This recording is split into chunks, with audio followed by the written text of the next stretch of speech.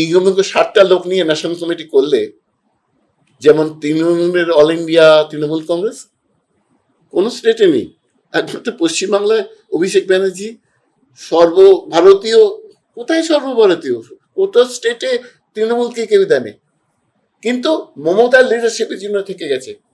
ঋতব্রতের কোনো সেই লিডারশিপের সেই ক্ষমতা নেই। সঙ্গে যারা গেছে ভয়ের চোটে গেছে, অল্টারনেটিভ নেই।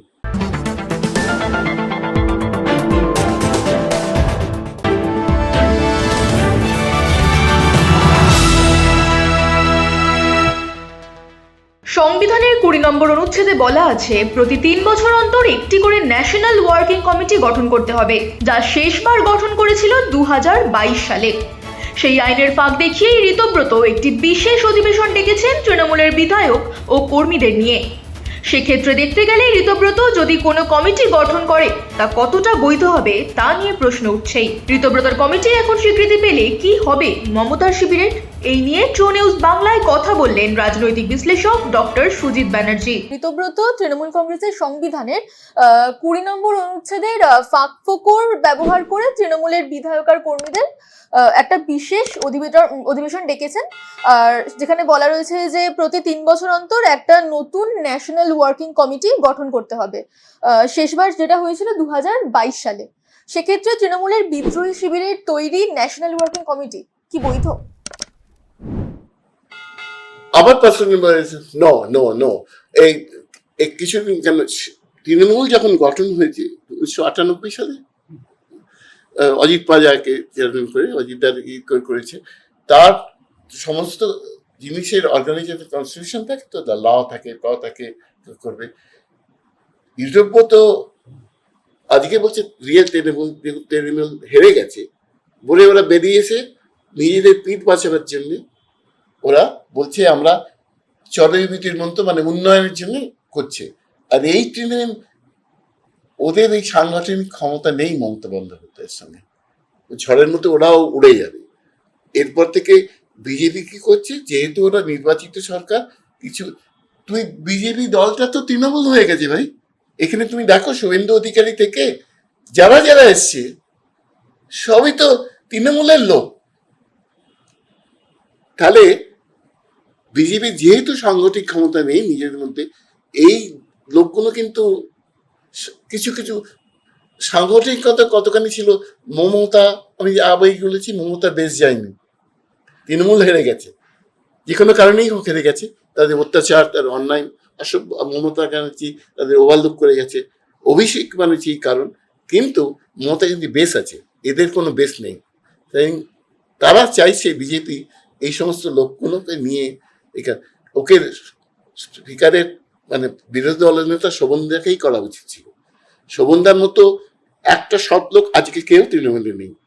82 বছর বয়সে সুব্রত 75,000 ভোট দিয়েছিল, বাবুল সুপ্রিয় 2000 ভোট দিয়েছিল বাবু। আর কেননা আমি তো ওই থেকে সিআইটি রোডে থেকেছি, সানি পার্কেও থেকেছি, প্রায় দুটো মিলিয়ে 24 বছর ও দেশে যাবার আগে। এই যে মুসলিম কমিউনিটি, তারা কিন্তু মমতাকে করেছিল, তারা কি করে, ইমাম ভাড়া এসেই ওগুলো বন্ধ করে দিচ্ছে। এই যে করছে, যেমন বাংলাদেশে হিন্দু নির্যাতন করছে, সেই রকম যদি করে খুব স্লোলি, মানে তুমি ফলগু বলে না, অন্তঃসরা নদী, পেছন থেকে আস্তে আস্তে সমস্ত শেষ হয়ে যাবে। আমার মনে হয় না বিজেপি দীর্ঘদিন স্থায়ী হবে এখানে। যদি ঋতব্রত ন্যাশনাল ওয়ার্কিং কমিটির বৈধ বলে স্বীকৃতি পায়, তাহলে কি এরপর দলে কি ঘটতে পারে? প্রথম কথা হচ্ছে, এই 60টা লোক নিয়ে ন্যাশনাল কমিটি করলে, যেমন তৃণমূলের অল ইন্ডিয়া তৃণমূল কংগ্রেস কোন স্টেটে নেই। একমাত্র পশ্চিমবাংলায় অভিষেক ব্যানার্জি সর্বভারতীয়, কোথায় সর্বভারতীয়, কোথাও স্টেটে তৃণমূলকে কেউ দেয়নি। কিন্তু মমতার লিডারশিপের জন্য থেকে গেছে। ঋতব্রতের কোনো সেই লিডারশিপের সেই ক্ষমতা নেই। সঙ্গে যারা গেছে ভয়ের চোটে গেছে, অল্টারনেটিভ নেই। তৃণমূল চলে যাচ্ছে, ভেরি ফিউরিয়াস, তারা অত্যন্ত মানে কি বলবো, ভেবেচিন্তে কাজ করছে না। কেন এখানে গেলে আমি প্রোটেকশন পাবো, শুভেন্দু আমাদের প্রোটেকশন করবে, আর এখানে যদি বাইরে কিছু করতে চাই তাহলে হবে, এই ভয়ে তারা গেছে। কিন্তু কিছুদিন বুঝতে এই ন্যাশনাল কমিটি কোনো আমার কাছে কোনো ইয়ে নেই, আর ওরাও বুঝবে, হিতব্রত বুঝবে। হিতব্রত আমি জানতাম না হিতব্রতের যে এত বড় একটা কমপ্লেইন ওর সঙ্গে আছে সেক্সুয়াল হ্যারাসমেন্ট ইয়েতে, তাই জন্যই ও শতরূপ বলছিল যে ওই জন্যই বিজেপি ওকে পদ থেকে তাকে, সেই লোক যদি তৃণমূলে এসে অল ইন্ডিয়া তৃণমূল কংগ্রেসের মানে মমতার লিডারশিপ হিতব্রতের লিডারশিপ এক হবে না। সেখানে বিজেপি কি আদালতে ঋতব্রত শিবিরকে বাঁচাতে পারে? যেখানে পলিটিক্যাল ইন্টারেস্ট নিশ্চয়ই আছে। কিছুদিন আগে পার্লামেন্টে একটা বিল যেটা পাশ হয়নি, ওমেন ইয়ের কি যেন ওমেন রাইটস অ্যান্ড ইয়ের উপর একটা বিল এসেছিল, গত এই বছরই এসেছিল। সেখানে তো রাহুল গান্ধী আর তৃণমূল কংগ্রেস জোট হয়ে সে বিলকে সেট করে দিয়ে, এখন তারা চাইছে যে বিলগুলো যাবার আগে অ্যাবসলিউট মেজরিটি এখন এইগুলো এমপি যদি পায়, ওর পক্ষে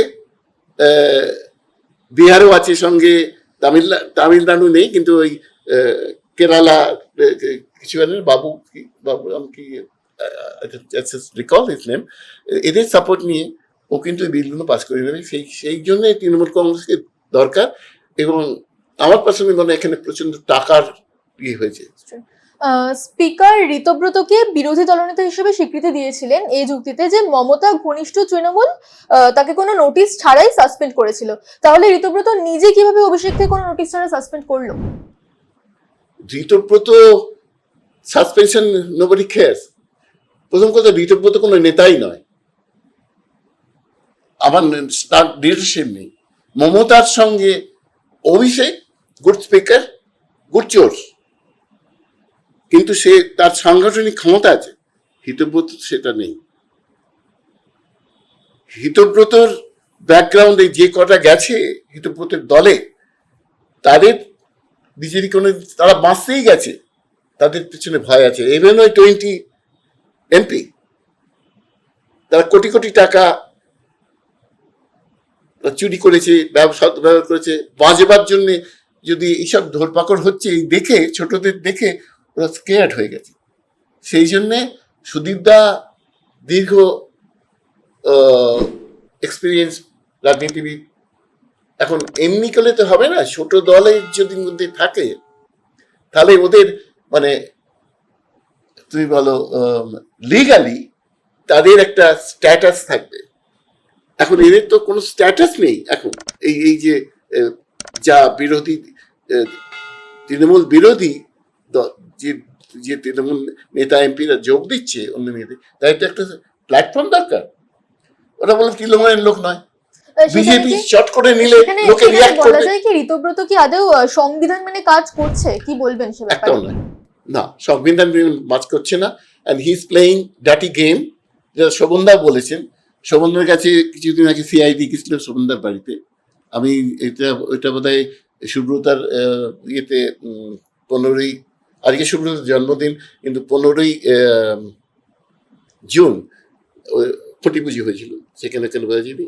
আমি শোভনদাকে ফোন করে বলেছিলাম যে, বলে তুই আমার ছবি পাঠিয়েছিস, দেখ সুব্রতার ওকে ইয়ে করে আমাকে একটা, আমি তো ওখানকার এমএলএ, আমাকে দিল না। কিন্তু সেই লোকের সঙ্গে হিতব্রতর কোনো তুলনাই হয় না। ও যেটা করেছে সেটা ওই সই চুরি, যে দেখেছো কতগুলো ক্যাপিটাল লোক ক্যাপিটাল সই করেছে। ক্যাপিটাল সই করার সই তো এক নয়। তখন ক্যাপিটাল সই করে যাদের সিআইডিওতে বলছে এটা তোমার সই, ক্যাপিটাল সই করেছে ইচ্ছে করে, যাতে এবার জানে এই প্রশ্নটা আসবে, তখন আমরা বলবো না এটার সামনে। তাহলে কি হলো?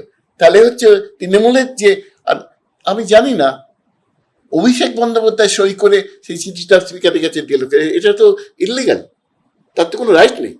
কিন্তু ওরা হিতব্রতের দল ফাউল প্লে করেছে, বিকজ ক্যাপিটাল যে কটা ক্যাপিটাল করেছে সে কটা সই বলছে অরূপ রায়। অরূপকে তো ভালো করে জানি আমি, তো হাওড়ায় ছেলে, হাওড়ার ইয়েতে প্রতি ইয়েতে মন্দিরটা দেখা, প্রায় অরূপের নামে তো পেন্ডিং আছে একটা মার্ডার কেসের ইনভেস্টিগেশন পেন্ডিং আছে। কিন্তু এরা এটা করবো বলেই করেছে যে ক্যাপিটাল সই করে দিল। আর অভিষেক বন্দ্যোপাধ্যায় এটা কিন্তু ওরা কেউই মমতা বন্দ্যোপাধ্যায় নয়, ওরা দাঁড়াতেই পারবে না। তৃণমূল কংগ্রেসের সংবিধানের আসল কপি সেটা তাহলে কার কাছে থাকার কথা? নির্বাচন কমিশন, আদালত, নাকি কারোর কাছেই নয়? মানে এটা কোথায় পাওয়া যেতে পারে? আমার মনে হয় আদালতে যদি কেস যায় আদালতের কাছে থাকতে পারে তাদের, কিন্তু নির্বাচন কমিশনের কাছে থাকা নিশ্চয়ই উচিত। কেননা পরবর্তীকালে এরা যদি ওদের ব্যাকগ্রাউন্ডে নির্বাচন যে যারা নির্বাচিত হয়েছে তারা একটা প্ল্যাটফর্মে তো দাঁড়াতে হবে, তারা অল ইন্ডিয়া তৃণমূল বললে হবে না। মমতা ব্যানার্জি হিতপ্রীত ব্যানার্জি নয়, সে কোনোদিনই সাকসেসফুল হবে না আমার মনে হয় পার্সোনাল, কিন্তু আমি ভুল হতে পারি, কিন্তু নয়। মমতা ব্যানার্জি এক্সপিরিয়েন্স, লিডারশিপ, সে লড়াকু মনোভাব, লড়ে বড় হয়েছে ছোট থেকে। হিতপ্রীত কোথায় সেটা? আমার মনে হয় না ভাই যে এটা ওরা সাকসেসফুল হবে। দেখো, time will tell you everything what is going to happen, but it's not.